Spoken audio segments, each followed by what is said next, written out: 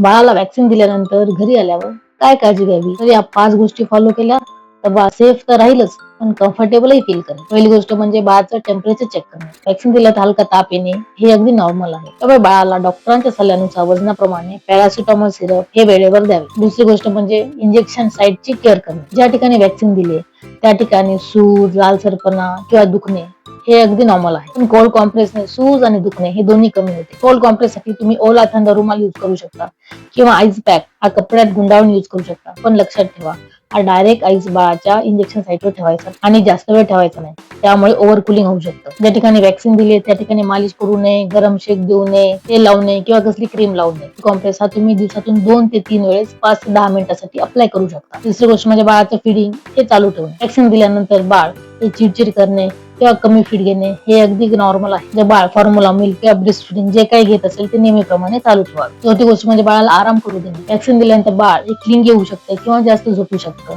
तर बाळाचं शरीर हे व्हॅक्सिनला रिस्पॉन्स देत असतं. पण बाळ झोपलेलं आहे त्यावेळेस बाळाला फोर्सफुली उठवून खेळवण्याचा प्रयत्न करू नये. बाळाला आराम करू द्यावा, वातावरण शांत ठेवावं, त्याला कम्फर्ट द्यावा आणि कडल करावं. आणि 5वी खूप महत्वाची गोष्ट म्हणजे जर बाळाला हाय ग्रेड फीवर आला असेल आणि ज्या ठिकाणी व्हॅक्सिन दिली त्या ठिकाणी पस जमलाय किंवा खूप जास्त सूज झालीये आणि 3 तासापेक्षा जास्त झाले तरी बाळ खूप रडत आहे, तर या केसमध्ये मात्र तुमच्या डॉक्टरांना दाखवा. त्यामुळे व्हॅक्सिन दिल्यानंतर हलका ताप येणे किंवा बाळ चिडचिड करणे हे अगदी नॉर्मल आहे, पण तुम्ही पॅनिक होऊ नका. जर या 5 गोष्टी फॉलो करून बाळाची योग्य काळजी घेतली तर बाळ सेफही राहील आणि कम्फर्टेबलही फील करेल. मी आहे पीडियाट्रिशियन डॉक्टर प्रियंका, तुमच्या बाळाची ट्रस्टेड गाईड. ही माहिती सेव्ह करा आणि सर्व पालकांपर्यंत शेअर करा. आणि अशाच ट्रस्टेड युजफुल टिप्स साठी मला फॉलो करायला विसरू नका.